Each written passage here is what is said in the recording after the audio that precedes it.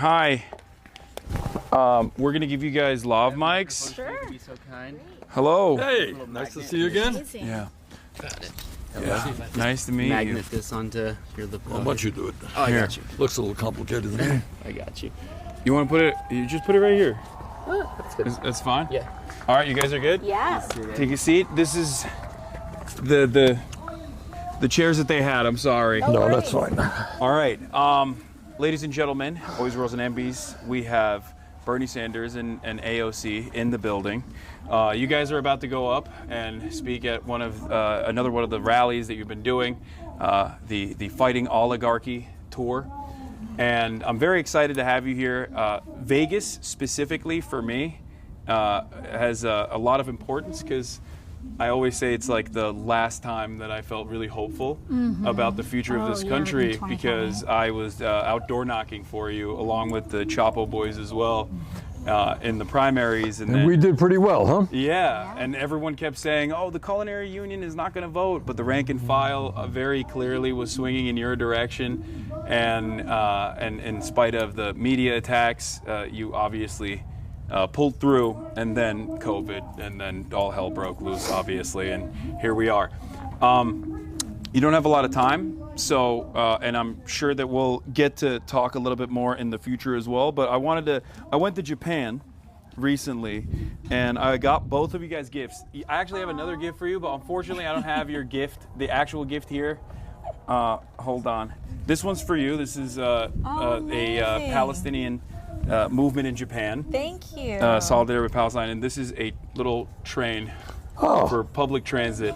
All I right. have a Japanese Communist Party pin for you as well, but unfortunately, because I went over there and I checked out their headquarters. But what are you guys trying to accomplish with these rallies? Let's get started. I mean, I think that the kind of moment that we're in, and also something that Trump was able to exploit, was really practicing, even though he doesn't believe in working class politics, they had a very focused working class strategy. And I think for a while, like, Democratic Party clearly wasn't effective at that, wasn't successful at that. And I think one of the things that we're here to do is to actually rally a class-conscious movement to bring people together and to show that we can fight for a better future, not in marginalizing and attacking people, marginalized people, but actually in rejecting the differences that we have to come together in common cause and to organize folks. Well, I agree. To me, this country faces the worst set of crises that we have faced in a very, very, very long time. We are looking at a nation which is now oligarchic. And they don't hide it. I mean, I must give them credit for that. You know, they're out there. Mr. Musk, the richest guy in the world, is running all over the place, cutting the needs of veterans, going after Social Security.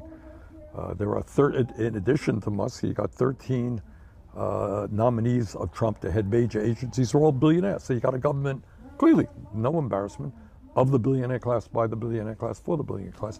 And then what is, I would hope, would be upsetting to all Americans, no matter what their politics may be. You can be conservative about this. You got a president who is moving us very rapidly into an authoritarian form of society. I mean, you don't sue media in America because they say something bad about you. Alexandria and I got about 500 lawsuits there, but we happen to believe in democracy. You don't ask for the impeachment of judges because they issue a ruling which you disagree with. So it is, these are tough times. And what we have got to do is rally the working families of this country to stand up to oligarchy and to demand that we have an economy and a government that works for all, not just the people on top. So one way that this government, I think, the Trump administration has been able to very expertly tackle these issues is by using an entry point of pre-established marginalization. Obviously, the erosion of civil liberties is happening all around, but like in terms of attacking free speech, a fundamental principle that I think all Americans agree on. And the way that he's done this, the way that this administration has attacked free speech is by doing something that previously has only been utilized in the darkest times of American history. I'm of course talking about Mahmoud Khalil being potentially being deported, or at least having his green card revoked for basically nothing. That the administration has all but admitted it for no discernible reason other than the fact that he was the lead negotiator on the student side, the student protesters at Columbia campus. On top of that, just like in Nazi Germany, the Trump administration is now trying to put up an academic receivership and take charge and take control over different institutions within Columbia, and I feel like this is a grave mistake. Do you feel like the Democrats have any sort of interest in fighting back against this? Not regardless of what their opinion might be on Israel, the fact is that this is greatly going to expand, and it's simply just the entry point. Like the Palestine conversation is simply an entry point that has at least like some semblance of institutional backing. But it's obvious to me that they're going to go after a lot of other people, including but not limited to the French researcher, according to Le Monde, that was denied entry into the country because they looked through his phone and they found out that he had criticized Trump's elimination of grants. I think there actually is support for it because of the free speech grounds on it. Because of the free speech grounds, because when ICE came to try to pick up, in Mahmoud Khalil's case, when they tried to pick him up, they offered no warrant. These were unmarked people. There were no charges. And so you have Senator Durbin and Senate Judiciary, right, Bernie? I think he is the ranking member of the Judiciary. I believe they released a statement talking about how they want to move on this. But I also think that it goes without saying that there is still profound money and interest that remains dedicated on both sides of the aisle in trying to marginalize and also conflate criticism of Israel as anti-Semitism. Right. And we have to be very aware of that too. We have very limited time, and you guys have to. Do I need to? Sorry. You got no time. I'm going. Okay. It's my cue. All right. Just Sorry, a minute I'm or going up two. on stage. All right, perfect. Sorry. One question I actually wanted to ask you before we let you go is, you've also talked about, you've talked recently with the New York Times about what the future of the Democratic Party looks like and what maybe young enterprising individuals must do. And I believe I'm paraphrasing here, you said something along the lines of like running as an independent rather than utilizing the party for me, infrastructure. that's not a very radical concept because I am the longest serving independent in American congressional history, and I've always run as an independent. Look, I think the Democrats over the years deserve credit for the work they've done on women's rights, on gay rights, on civil rights in general, fighting bigotry. They deserve credit, and they've made progress. But I don't think anybody with a straight face can tell you that they've stood up for the working class of this country.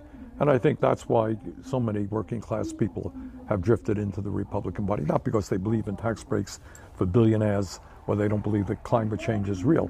It's they look at the Democrats and there's not much there. So what my view is people should think about running as they want. Progressive independents should run as progressive Democrats. But don't necessarily feel that you have to run within the Democratic Party. And I think as you may recall, in Nebraska, a fellow named Dan Osborne ran a really, really powerful campaign as an independent, running as a very proud trade unionist, running on economic issues, and he did extremely well, much better than anyone had anticipated. So that was my point, and I think it makes sense. Do you feel like there's any sort of momentum to break through the duopoly in this structure as someone who has run as an independent? It is. It's a long discussion. If you're asking me, do I think we could start a third party tomorrow? I don't, for a lot of reasons, having to do with restrictions in various states making it almost impossible. But I think what you're seeing is massive discontent with both the Republican Party and the Democratic Party. More and more people are looking for, I think, independent alternatives. Yeah. Oh, you? Yeah. Okay. All right. Well, All thank right, you so listen, much. great to see you. We'll hopefully do this again very soon. Okay, take care. All right. We'll go over to the rally now. We got to get your mic off. Thank you so much. Perfect. Okay, we good? All right. Okay. Hold on. Chatters. That was Bernie Sanders and AOC.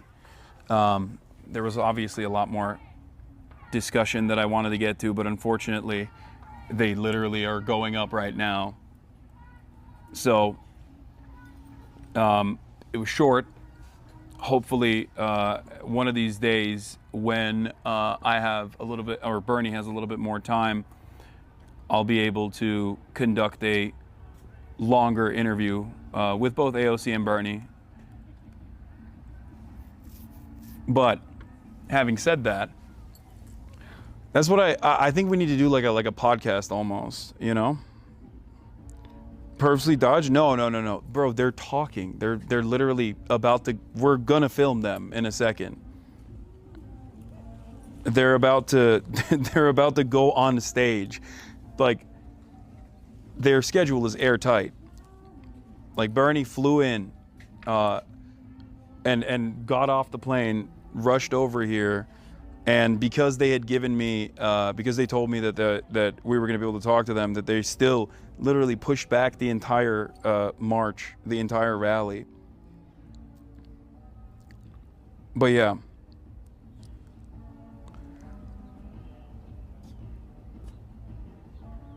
Anyway, having said that, Alright, what do you want to do?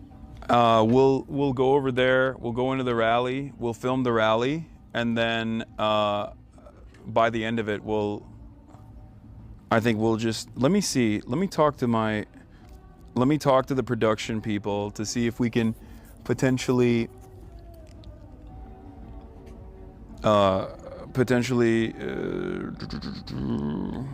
stream the rally. You're not mic'd, are you, March? Okay. All right. March is talking to the team right now. They're playing Tears for Fears again.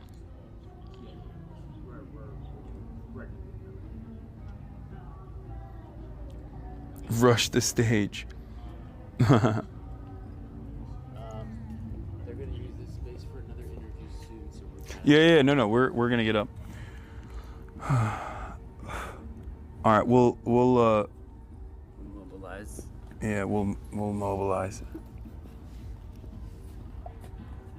We got 50K people. It would be good if they let us watch. No, we can film the rally if we want to. That's not the problem. That's not a problem at all. They most likely want us to film the rally. I'm saying, like, I might stream the rally, or I might move back to the hotel and do like do desktop coverage. Pretty early still. Yeah, like do desktop coverage and like do regular news coverage. That was the plan all along. I think it'd be better to switch to shotgun if we're gonna go out there. Yeah, I think so.